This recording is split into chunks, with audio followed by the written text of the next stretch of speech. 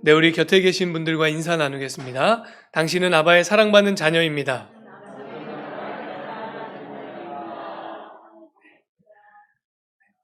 한 번 더 하겠습니다. 당신은 아바의 기쁨입니다. 네, 오늘 특별히 우리 한웅화 장로님, 김수자 권사님 참 오랜만에 이렇게 교회에 오셨습니다. 우리 다 환영하는 박수 한번 했으면 좋겠습니다.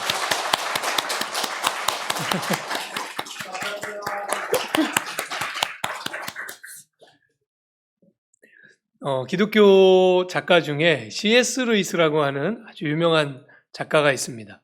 이분이 쓴 책 중에 스크루테이프의 편지라는 아주 엉뚱한 책이 있어요. 왜 이 책은 엉뚱한 책인지 들어보시면 알 수 있습니다. 이 책은요, 스크루테이프라고 하는 이 책의 주인공이죠. 이 스크루테이프가 자기가 사랑하는 조카인 워무드에게 보낸 31통의 편지를 묶어놓은 그런 책이에요. 그런데 이 책은 왜 엉뚱한가 하면 스크루테이프가 노련한 악마입니다. 그러니까 마귀들의 세계에서 아주 경험이 풍부하고 노련한 수많은 사람의 영혼을 지옥으로 이끈 그런 아주 노련한 악마예요. 그리고 워무드는 이 스크루테이프의 조카인데요, 신참내기 악마예요. 그래서 이제 막 현장에 투입됐어요. 노련한 악마인 스크루테이프가 이제 막 현장에 들어가서 현장 경험이 없는 조카 워무드에게 어떻게 하면 인간의 영혼을 죄의 종으로 묶어둘 수 있는가 하는 거에 대한 아주 상세한 조언들을 쓴 편지 31통이 이 책의 내용이에요. 굉장히 엉뚱하고 발칙하죠. 근데 이 책은 기독교인이 그리스도의 제자로 자라감에 있어서 한 사람의 기독교인이 그리스도의 복음 안에서 성숙해가고 성장해가는 데 있어서 어떤 마귀의 전략과 계략을 돌파해야 하는지, 넘어서야 하는지, 그것을 우리에게 잘 보여주는 그런 책입니다. 오늘은 스크루테이프가 워무드에게 보낸 이 31통의 편지 중에 두 번째 편지를 좀 함께 이야기를 나눠보려고 합니다. 이 두 번째 편지는요, 이렇게 시작이 돼요. 네 환자가 기독교인이 되었다는 소식을 듣고 몹시 불쾌했단다. 이렇게 시작이 됩니다. 여기서 말하는 환자란 악마에게 맡겨져 있는 각 사람을 의미합니다. 그러니까 워무드가 맡고 있는 사람이 기독교인이 된 거예요. 그러니까 악마들에게는 얼마나 이게 불쾌한 소식입니까? 그러니까 스크루테이프가 야, 네가 맡고 있는 그 사람이 너 교회 등록했다며? 나 그 얘기 들었다. 나 너무 불쾌하다. 그러니까 워무드는 지금 큰 실수를 한 거죠. 왜냐하면 신참내기 악마니까. 현장 경험이 없어서 자기가 맡고 있는 사람이 기독교인이 되는 것을 그냥 방치해버린 겁니다. 그래서 스크루테이프가 조치를 취하는 거예요. 어떻게 하면 되는지. 그러면서 아직은 실망할 때가 아니다. 그러면서 조언을 주는데 이런 조언을 줍니다. 교인이 되고 몇 주 지나지 않아 찾아오는 실망감이나 맥 풀리는 느낌을 최대한 활용하도록. 원수는, 여기서 말하는 원수는 하나님을 얘기합니다. 원수는 인간의 노력이 문턱을 넘으려 할 때마다 이런 실망감이 찾아오는 것을 허용하고 있다. 이 실망감은 오디세이 이야기를 듣고 매혹되었던 소년이 진짜로 그리스어를 배우려고 작정할 때 찾아오지. 연인들이 마침내 결혼하여 현실 속에서 함께 살아가는 법을 배우기 시작할 때도 그렇고. 그러니까 실망감이란 삶의 모든 부분에서 꿈으로만 간직해왔던 야심을 힘겨운 실천으로 옮길 때 나타나는 표시인 게야. 곧 지금 기독교인이 되긴 했지만 그러나 얼마 지나지 않아서 그 사람의 마음에 이거 예수님 믿고 산다는 게 이거 좀 어려운데 쉬운 일 아니겠는데 이런 실망감이 찾아오는 때가 곧 올 테니 그때를 반드시 잘 활용해야 된다. 그런 얘기를 하고 있는 것이죠. 그러면서 스크루테이프가 인간을 향한 하나님 사랑의 아주 중요한 특징, 하나님이 사람을 어떻게 사랑하시는지 그 하나님 사랑의 아주 중요한 본질에 대해서 워무드에게 이렇게 가르쳐 줍니다. 원수가 이런 위험 부담을 감수하는 이유는 이 구역질나고 하찮은 인간 버러지들을 이른바 자유로운 연인이자 종으로 삼겠다는 망측한 환상을 품고 있기 때문이야. 원수는 인간들에게 자유를 주고 싶다는 욕망 때문에 인간 앞에 목표를 세워놓고도 감정이나 습관을 이용해서 끌고 갈 생각을 추호도 하지 않지. 제 힘으로 해내도록 두겠다는 거야. 그래서 하나님의 약점이 뭔지를 이 스크루테이프가 정확히 간파하고 있는 거예요. 하나님이 인간의 영혼을 이끄시고 구원하시는 데 있어서 제일 취약한 부분, 허점, 그게 뭔지를 스크루테이프가 얘기하는 거죠. 하나님은 인간을 이렇게 확 잡아서 막 마음대로 끌어가는 그런 방법을 사용하지 않아. 그러니까 분명히 허점이 있어. 이렇게 얘기하는 겁니다. 예수님이 공생애를 시작하실 때 40일 동안 광야에서 마귀의 시험을 받으십니다. 그때 마귀가 예수님의 세 가지를 제안해요. 이 세 가지 마귀의 제안은 우리가 흔히 유혹이라고 부르지만 사실은 마귀가 앞으로 행하실 예수님의 사역을 방향성을 이렇게 잡아야 되지 않겠냐고 제안하는 그런 것입니다. 첫 번째 제안은 돌로 떡을 만들라 하는 것이었죠. 돌로 떡을 만들라는 얘기는 사람들에게 물질을 제공하라는 거예요. 떡으로 대표되는. 그러면 사람들을 손쉽게 모을 수 있다. 이런 제안을 합니다. 두 번째 제안은 성전 꼭대기에서 뛰어내려도 다치지 않고 죽지 않는다는 걸 보여주라는 거예요. 당신은 하나님의 아들이니 그렇게 할 수 있지 않느냐. 이것은 종교적인 기적을 의미합니다. 종교적인 기적을 보여주면 사람들이 우르르 몰려들 것이니 그렇게 해서 하나님의 일을 성취하라. 이렇게 마귀가 제안한 것이에요. 세 번째로 마귀가 제안한 것은 나에게 절해라. 그러면 내가 가지고 있는 영광과 권세를 너에게 줄 테니 그 영광과 권력을 가지고 사람들을 모아서 하나님의 일을 이루어라. 이렇게 마귀가 제안합니다. 이 40일간의 광야의 여정이 우리에게 보여주는 것은 무엇이냐면 예수님은 어떤 분이 아니신지를 우리에게 보여줘요. 예수님이 앞으로 사용하시지 않을 방법이 뭔지를 우리에게 알려주는 거예요. 이것은 마귀의 방법입니다. 예수님의 방법이 아니고요. 그런데 실제로 예나 지금이나 사람을 손쉽게 우르르 모이게 만드는 세 가지는 뭔가요? 물질이고요. 하나는 종교적인 기적이고요. 하나는 권력이에요. 이것은 예나 지금이나 2000년 전 예수님의 때나 지금이나 전혀 변하지 않은 사실입니다. 앞으로도 인간은 이 세 가지 앞에 굉장히 쉽게 끌릴 거예요. 사람의 마음속에 있는 본성이 그렇습니다. 물질, 기적, 권력. 이것이 있으면 손쉽게 사람들이 모여듭니다. 하나님이 우리에게 주시고자 하시는 구원은 이런 것들, 이런 방법으로는 주실 수가 없어요. 왜냐하면 이 세 가지에 굉장히 중요한 공통적 특징이 있거든요. 쉽게 사람들이 모일 수 있게는 만드는데 이 세 가지가 가지고 있는 공통적인 특징은 인간성을 파괴한다는 것입니다. 그러니까 사람의 사람됨의 가치를 현격하게 떨어뜨려요. 한번 잘 생각해 보십시오. 권력 앞에 모인 사람들, 기적 때문에 모인 사람들, 물질 때문에 모인 사람들, 이 공동체, 이렇게 모여든 그 무리와 그 군중의 특징은 뭐냐면 현격하게 인간성이 떨어집니다. 사람됨이 파괴돼요. 그런데 하나님이 우리에게 주시고자 하시는 구원은 사람을 말 잘 듣는 하나님의 로봇이나 예쁜 하나님의 인형으로 만드는 게 아니라 사람을 온전히 사람 되게 하는 데에 하나님의 구원의 목적이 있습니다. 하나님이 처음에 만드셨던 그 고귀하고 숭고하고 거룩하고 아름다운 그 하나님 닮은 존재로서의 사람의 모습으로 다시 회복시키고 재창조하는 것. 이것이 하나님의 구원의 목적이죠. 그러니까 마귀가 제안하는 세 가지 방법을 하나님은 쓰실 수 없어요. 그걸 사용하면 사람은 쉽게 모을 수 있지만 사람을 사람 되게 할 수 없거든요. 그래서 하나님이 택하신 방법이 뭔지 아십니까? 하나님이 이 세 가지 대신에 택하신 방법.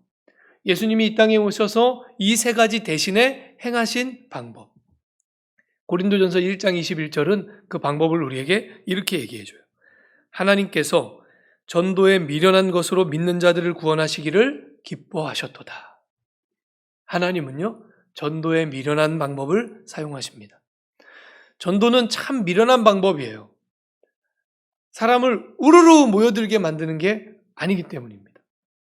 전도는 한 사람 한 사람, 한 영혼 한 영혼을 돌보고 그를 위해서 기도하고 기다려주고 가르치고 양육하고 그러면서 때로는 속상하고 때로는 답답하고 그런 과정이거든요. 그러니까 하나님께서 사람을 얼마나 존중하시며 그를 인도하시는지를 우리에게 보여주죠. 그래서 전도는 미련한 방법입니다. 그런데 하나님께서는 마치 사람이 위에 있고 하나님이 아래에 있는 것 같은 그렇게 느껴지게 만드는 이 전도의 미련한 방법을 통해서 사람의 영혼을 구원하신다는 거예요. 왜 그렇게 하신다고요? 하나님의 구원의 목적이 사람을 사람 되게 하는 데 있기 때문입니다. 인간을 더 아름다운 존재로 만드는 것. 사람을 하나님이 처음 창조하셨던 그 고귀한 존재로 다시 회복시키는 것. 그것이 하나님의 구원의 목적이기에 하나님은 함부로 손쉬운 방법을 택하지 않고 전도에 미련한 방법을 사용하신다. 하나님이 전도에 미련한 방법으로 우리를 구원하시기 때문에 중요한 것이 하나 있어요. 우리가 그 하나님 앞에 어떻게 응답하고 어떻게 반응하느냐 하는 것이 굉장히 중요합니다. 그 응답과 반응에 따라서 이 모든 전도의 과정이 달라져요. 어떤 때는요, 솔직히 이런 마음이 들 때가 있어요. 하나님, 우리의 상황을 고려하지 마시고 그냥 확 채서 잡아서 하나님 마음대로, 하나님 우리를 너무 인격적으로 다루지 마세요. 우리는 그렇게 훌륭한 인격의 사람이 아니니 우리를 너무 인격적으로 다루지 마시고 그냥 확 잡아서 그냥 끌고 가시면 안 됩니까? 언제 그런 마음이 드나요? 하나님 앞에 내가 어떻게 응답해야 되는지 머리로는 알겠는데 막상 그것을 순종하고자 할 때 순종이 되지 않아요.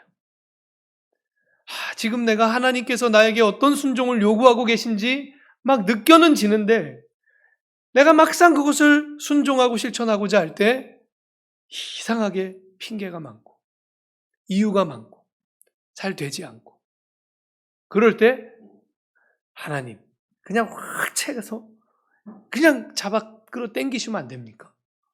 이런 마음이 들죠.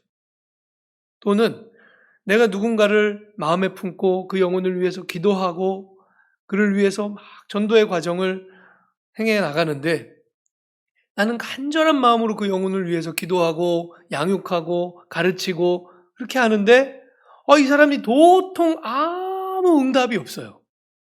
아무 반응이 없어요. 그래서 너무 답답해요. 그럴 때 하나님, 저 사람의 영혼을 그냥 확 잡아채서 그냥 막 비인격적으로라도 막 끌어가시면 안 됩니까? 이런 마음이 들죠. 그러나 하나님은 그렇게 하시지 않는다는 것입니다. 사람이 스스로 하나님 앞에 반응하고 응답하며 나올 때까지 하나님은 기다리십니다. 왜요? 그래야 하나님이 주고자 하시는 선물을 온전히 줄 수 있기 때문이에요. 그래야 하나님이 행하시고자 하시는 구원이 그 심령 가운데, 그 삶 가운데 성취되기 때문입니다. 하나님이 사람을 이처럼 사랑하십니다. 하나님은 우리를 이토록 소중히 여기시고 그토록 존귀하게 여기시고 그렇게 존중하시는 거예요. 오늘 말씀은 우리가 잘 아는 말씀이죠. 4가지 땅에 뿌려진 씨앗의 비유입니다. 여러분, 이 비유에서 강조되고 있는 것은 씨앗인가요? 땅인가요? 땅이 강조되고 있죠. 이 씨앗은 하나님 나라의 복음, 하나님 나라의 말씀이죠. 이 말씀이 땅에 떨어지는데 그 땅은 무엇을 의미합니까? 사람의 마음을 의미합니다.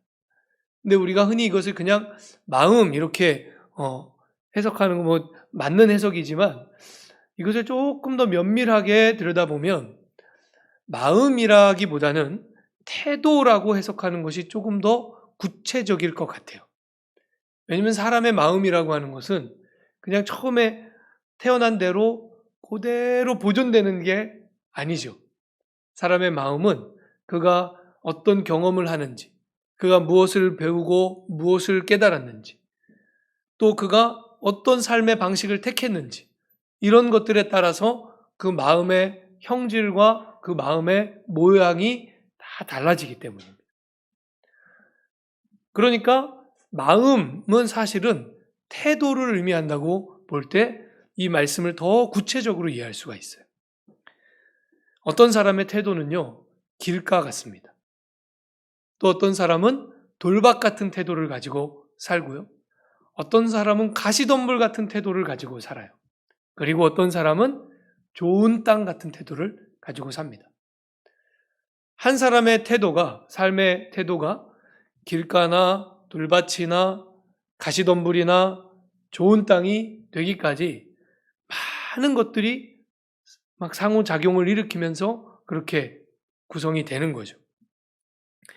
우리가 이 비유를 통해서 배우는 아주 중요한 사실은 하나님의 구원이 우리의 삶 가운데 성취되어 가고 이루어져 가고 하나님의 복음이 우리의 삶의 원리로 적용되어져 가고 우리의 삶을 변화시켜 가는 데 있어서 우리의 응답이 얼마나 중요한가 하는 것이에요.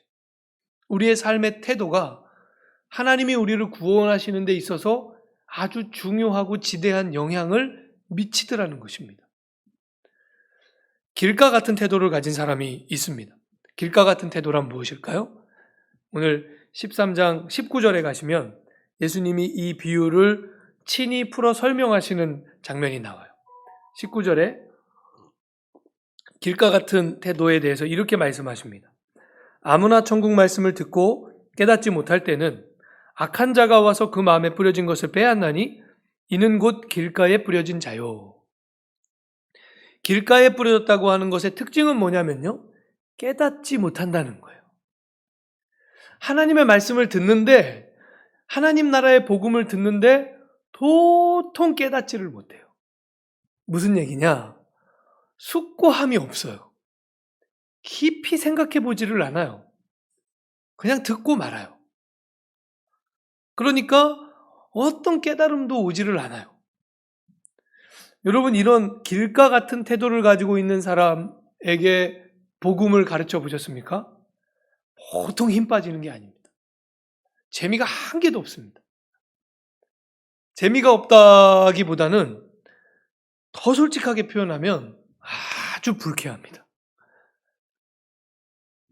나는 지금 생명을 걸고 기도하고 연구하고 깨달은 그런 귀중한 보석을 전해주고 있는데, 그런데 이것을 전해받는 사람이 하나도 진지하지 않은 마음으로 그냥 이쪽 귀로 듣고 이쪽 귀로 흘리는 것 같아요. 전혀 숙고해보지를 않고 그냥 이러고 말아요. 그냥 멍하니 있다가 끝나고 나갈 때 질질질질 흘리면서 나가요. 그러면 가르친 사람 마음은 어떨까요? 너무 허무하고요, 속상하고요, 불쾌하고요. 길가 같은 태도를 가졌다고 하는 것은 그런 것을 의미해요. 그래서 이 길가 같은 태도를 가지고 있는 사람은 열매를 당연히 기대할 수 없죠. 열매는커녕 그 뿌려진 즉시로 악마가 와서 그것을 다 빼앗아 간다. 이렇게 주님이 말씀하신 것입니다. 돌박 같은 태도를 가진 사람도 있습니다. 돌박 같은 태도는 20절 말씀해 보시면 돌밭에 뿌려졌다는 것은 말씀을 듣고 즉시 기쁨으로 받되 그 속에 뿌리가 없어 잠시 견디다가 말씀으로 말미암아 환난이나 박해가 일어날 때는 곧 넘어지는 자요. 복음의 말씀을 듣고 배우는 동안에 너무 기뻐하는 거예요. 달고 오묘한 그 말씀, 생명의 말씀 그러면서 막 기쁨으로 받아요.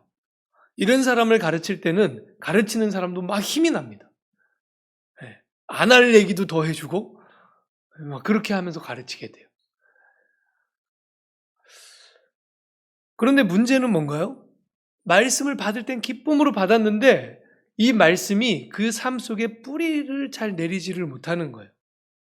여러분, 말씀이 뿌리를 내리려면, 말씀이 삶에 뿌리를 내리려면 어떻게 해야 될까요? 반드시 반복된 실천, 훈련이 필요합니다. 우리가 작년 이맘때쯤 함께 나누었던 말씀 중에 디모데전서 4장 7절 말씀, 경건에 이르도록 내 자신을 연단하라 하는 말씀을 함께 나눴어요. 이 연단이 헬라어 언어로 하면 김나조라고 그랬습니다.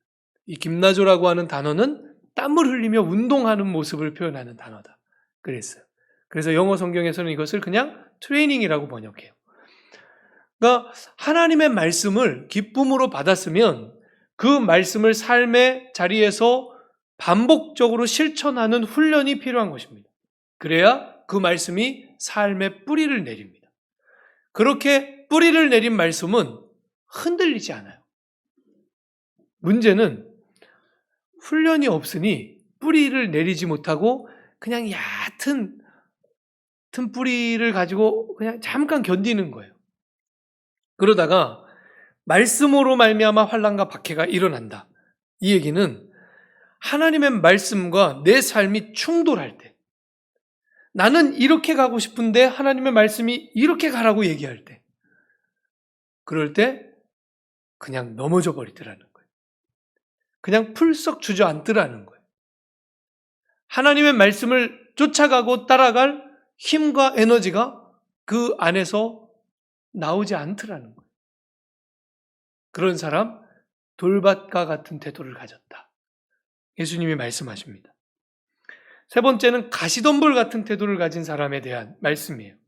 22절에 가시떨기에 뿌려졌다는 것은 말씀을 들으나 세상의 염려와 재물의 유혹에 말씀이 막혀 결실하지 못하는 자요. 이런 사람은요, 벌써 복음의 말씀을 들을 때부터 표정이 안 좋아요. 그래서 뭔가 아이고 뭐 이러면서 힘겹게 말씀을 들어요. 왜냐하면 항상 뭔가에 짓눌려 있는 거예요, 마음이. 그래서 평상시에도 사실 이런 분들은 표정이 밝지 않습니다. 항상 어떤 염려에, 근심과 유혹에 마음이 늘 짓눌려 있기 때문에 평상시에도 표정이 밝지 않고 뭔가 근심빛이 역력한. 그런데 이런 분들 언제 더 표정이 어두워지는지 아십니까? 하나님의 말씀을 들을 때 더 어두워집니다. 말씀을 들으면서 이 말씀이 내 인생에 미치는 긍정적인 어떤 면을 보는 게 아니고 그 말씀을 들으면서 벌써 아이고 어떻게 저렇게 살아? 그 생각부터 드는 거예요. 아이고 저건 안 되겠다. 그러니까 가시덤불에 씨앗이 떨어질 때는 그 가시덤불의 기운에 완전히 막혀서 아무것도 나지 않습니다. 여러분 혹시 우리 중에 내가 가시덤불 같은 태도를 가졌구나 이런 생각이 드시는 분이 계시다면 여러분 꼭 이 말씀을 기억하십시오. 마태복음 11장 말씀에 수고하고 무거운 짐진 자들아 다 내게로 오라. 내가 너희를 쉬게 하리라. 나는 마음이 온유하고 겸손하니 나의 멍에를 메고 내게 배우라. 그리하면 너희 마음이 쉼을 얻으리니 이는 내 멍에는 쉽고 내 짐은 가벼움이라 하시니라. 아멘. 여러분, 예수님이 우리에게 가르치시고 요구하시는 순종은 절대로 무겁지 않습니다. 얼마든지 할 수 있습니다. 우리가 할 수 없는 어떤 거대한 순종을 하나님이 우리에게 요구하시지 않아요. 아직 준비도 전혀 안 된 사람에게 목숨 걸고 어디 선교 나가라 이런 거 절대 요구하시지 않습니다. 우리가 이제 5살짜리 애한테 무슨 고등학교 교과서 들이밀면서 풀어봐 이렇게 안 하잖아요. 그게 그 아이를 향한 인격적 대우잖아요. 그런 것처럼 하나님도 우리에게 우리가 따라갈 수 없는 순종을 요구하지 않으세요. 하나님은 인격적인 분이십니다. 제가 어떻게 이런 삶의 태도들을 이렇게 잘 느끼고 있는지 아십니까? 물론 많은 사람을 말씀으로 가르치고 양육해본 경험이 있기 때문이기도 하지만 사실은 제 삶 속에 때로는 돌박 같은 태도로 살았던 때도 있었고 가시덤불 같은 태도로 살았던 때도 있었기 때문에 길가 같은 태도로 살았던 때는 없어요. 저는 어렸을 때부터 그런 애들 있잖아요. 애늙은이 같은 애들. 그 또래 아이들은 생각하지 않는 걸 혼자 깊이 생각하고 있는 애들. 어렸을 때부터 좀 그런 아이였기 때문에 길가처럼 살았던 적은 없었던 것 같아요. 그런데 돌밭처럼 살았던 때. 그래서 말씀을 받을 때는 막 기뻤는데 정작 그 말씀을 가지고 삶에서 실천하고 뭔가 해보려고 할 때는 잘 안 되고 쉽게 넘어지고 쉽게 꺾어지고 쉽게 포기하고 그런 때가 제 안에 있었고요. 또 가시덤불 같은 염려와 근심에 아주 확 짓눌려서는 하나님의 말씀이 떨어지면 아이고 어떻게 저렇게 사나 그런 마음으로 들었던 때도 있었어요. 그런데 예수님께서 왜 이 비유를 말씀하셨는가? 그 이유를 좀 보려고 해요. 예수님이 이 비유를 말씀하신 이유를 보려면 그 앞장면을 보면 되겠죠. 마태복음 12장의 문맥을 좀 살펴보면 12장은 논쟁들에 대해서 다루고 있는 문맥이에요. 그래서 12장은 뭘로부터 시작이 되냐면 안식일 날 제자들이 너무 배가 고파서 밀밭을 지나가다가 그 밀밭에 이삭을 조금 꺾어서 먹는 그 장면에서 시작이 됩니다. 바리새인들이 그 장면을 보고는 예수님께 따져 묻는 거예요. 왜 당신의 제자들은 안식일에 노동합니까? 왜 안식일 규정을 지키지 않습니까? 이렇게 따져 물어요. 그리고 나서 그날 예수님과 제자들이 회당에 들어가셨는데 회당에 손 마른 사람 하나가 있어요. 손에 이렇게 장애가 있는 사람이죠. 예수님께서 그를 고쳐주십니다. 그러니까 또 왜 안식일 날 안식일 규정을 어기고 하지 말아야 될 행동을 하냐고 따져 물으면서 이 장면에서는 심지어 어떻게 하면 예수를 죽일까 의논하거늘 이렇게 돼 있어요. 그리고 나서 예수님이 귀신 들린 사람 하나를 또 고쳐주십니다. 그러니까 바리새인들이 이번에는 뭐라고 예수님을 비방하는가 하면 대장 귀신의 힘을 빌려서 귀신 들린 사람을 고쳐주었다. 이렇게 비방합니다. 그 유명한 바알세불 논쟁이죠. 이것이 이제 쭉 이런 논쟁들이 이어진 다음에 서기관과 바리새인들이 예수님께 와서 표적을 구해요. 그러니까 너희들에게 보여줄 표적은 없다. 요나의 표적만 있다. 이렇게 알쏭달쏭한 그들로서는 이해할 수 없는 대답을 해주시고 끝내버립니다.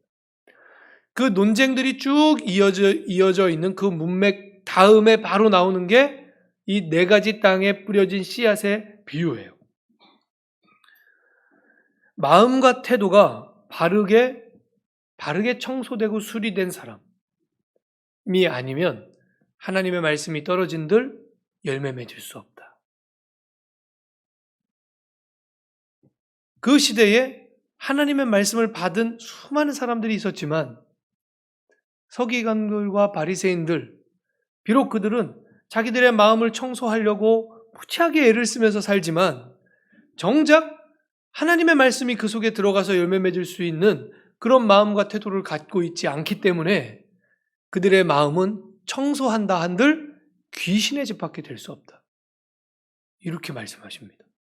그래서 예수님이 더러운 귀신이 사람에게서 나갔을 때 물 없는 곳으로 다니며 쉬기를 구하되 쉴 곳을 얻지 못하고 이에 이르되 내가 나온 내 집으로 돌아가리라 하고 와보니 그 집이 비고 청소되고 수리되었거늘 이에 가서 저보다 더 악한 귀신 7을 데리고 들어가서 거하니 그 사람의 나중 형편이 전보다 더욱 심하게 되느니라. 이렇게 말씀하십니다. 아무리 율법을 지키며 그 마음을 청소하고 한들 그 비어있는 마음에 그 마음이 좋은 땅 되어서 그곳에 복음의 씨앗이 심겨지고 열매 맺지 않으면 그러면 그 마음이 비어있고 청소되어 있었는들 무슨 소용이 있는가? 그 마음은 귀신의 집 밖에 될 수 없다. 이렇게 말씀하신 거예요. 여러분, 복음은 능력이 있습니다. 하나님의 복음은 사람의 영혼을 구원하고요. 하나님의 복음은 사람의 삶을 변화시킵니다. 복음은 참된 능력입니다. 그러나 하나님은 사람의 인격을 압살하거나 압제하는 방식을 통해서 복음을 심지 않으세요. 왜냐하면 사람의 인격이 복음이 심겨질 땅이기 때문입니다. 복음의 열매와 복음의 꽃은 사람의 인격 위에서 피어나고 열매 맺기 때문입니다. 그러니 그 인격을 말살하는 방법으로 절대로 복음이 심겨질 수 없는 것이죠. 한 몇 주 전에 우리 이근용 집사님이 저기 텃밭 정리하러 평일날 오신 적이 있어요. 그래서 제가 이렇게 가서 몇 마디 이렇게 같이 대화도 나누고 그러면서 그 텃밭 땅에 대해서 이근용 집사님이 말씀해 주셨거든요. 그래서 어디서부터 어디까지는 밑에 자갈이 있어서 그래서 뿌리가 깊이 내려야 되는 걸 심으면 소용이 없고 간단한 거, 뿌리가 얕아도 날 수 있는 거 그런 것만 재배할 수가 있고 또 어디서부터 어디까지는 그래도 뿌리 작물도 키울 수가 있고 이런 것들을 말씀해 주셨는데요. 아, 농사를 하려면 땅을 알아야 되는구나 하는 걸 제가 깨달았어요. 땅을 모르고서는 농사를 할 수 없는 것이구나. 여러분 오늘 이 비유가 꼭 그렇지 않습니까? 땅을 모르고서는 무엇을 한들 올바르게 복음 안에서 성장해 갈 수 없다는 말씀을 하고 계신 거예요. 하나님은요, 우리의 인격이 땅이기 때문에 그 인격을 말살하는 방식으로 절대로 하지 않으신다는 사실입니다. 그런 방법을 사용하는 곳들이 있죠. 어딘가요? 이단들, 사이비들, 하나님의 교회, 신천지 이런 곳들에서 그런 방법을 사용합니다. 그러니까 여러분 이단에 빠져 있는 사람, 사이비에 빠져 있는 사람들 이렇게 대해 보시면 뭔가 좀 상식적인 생각을 못 하고 있다. 상식선에서 넘어가고 있고 하여튼 뭔가 독특하게 빠져 있는 그런 모습을 보게 됩니다. 인격이 말살되어 있기 때문이에요. 인격을 압제하고 막 압살한 상태에서 거짓을 심어놨기 때문에 제대로 인격적 생활이 불가능해지는 것입니다. 그래서 하나님은 우리를 존중하는 방식으로 사용하세요. 왜냐하면 인격이 제대로 갖춰져야 그 위에 복음이 심겨지고 열매 맺을 수 있기 때문입니다. 여러분 우리의 마음을 좋은 땅으로 가꾸어 가시기를 바랍니다. 마음과 태도를 좋은 땅으로 가꾸는 훈련을 게을리하면 복음이 떨어져도 열매 맺지 못하기 때문이에요. 내 마음의 태도가 길가 같다면 또 때로는 돌밭 같고 때로는 가시덤불 같다면 그것을 좋은 땅으로 바꾸는 어떤 노력을 하셔야 돼요. 어떻게 하면 될까요? 돌밭은 간단한 원리입니다. 돌밭은 돌을 하나씩 주워내면 돼요. 가시덤불은요. 가시줄기를 하나씩 잘라내면 돼요. 처음 시작은 하나의 돌을 줍는 것입니다. 처음 시작은 하나의 가시줄기를 자르는 것입니다. 그것부터 하는 거예요.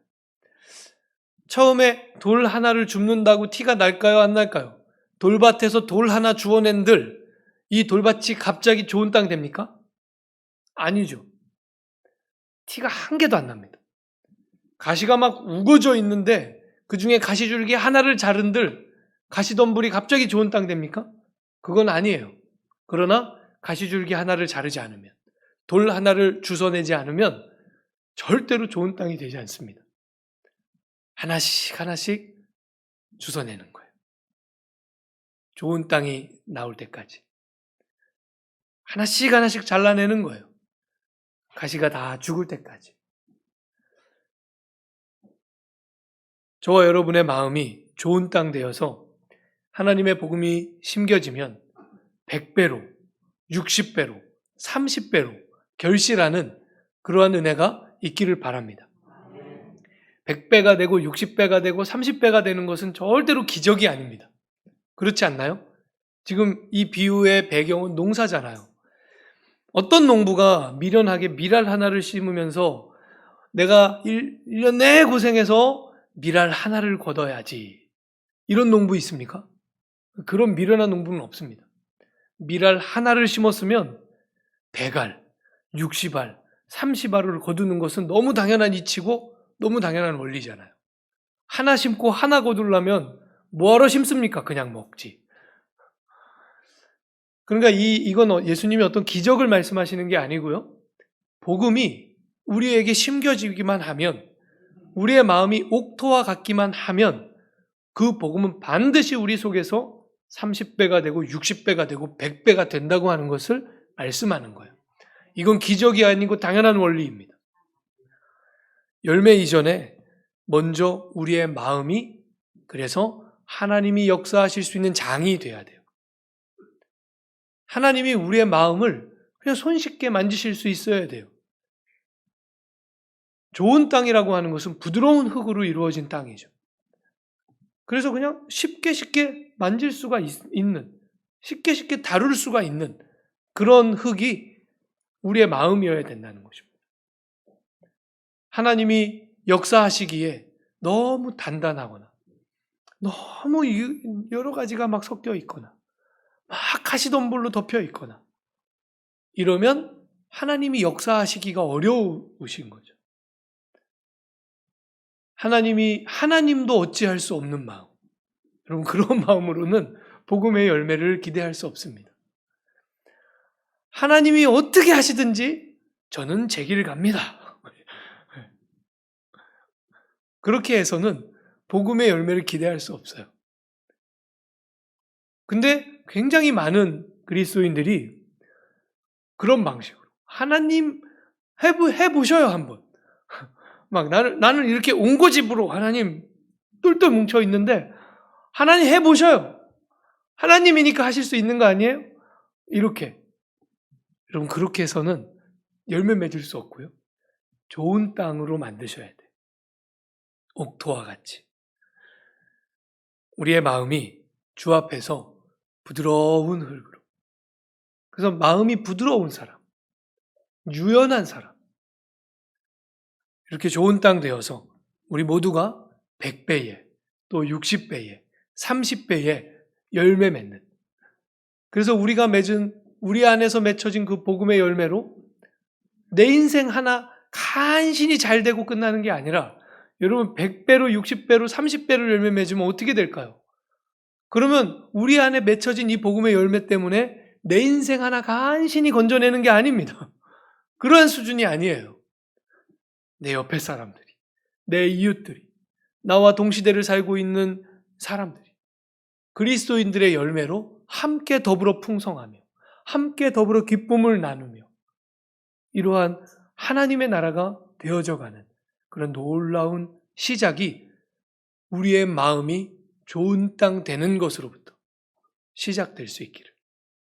그래서 우리의 마음에서 시작된 이 하나님의 역사가 온 세상으로 퍼져나가는 그러한 놀라운 은혜가 우리 안에 이어지기를 주님의 이름으로 축원합니다. 기도하겠습니다. 하나님 아버지, 은혜를 감사합니다.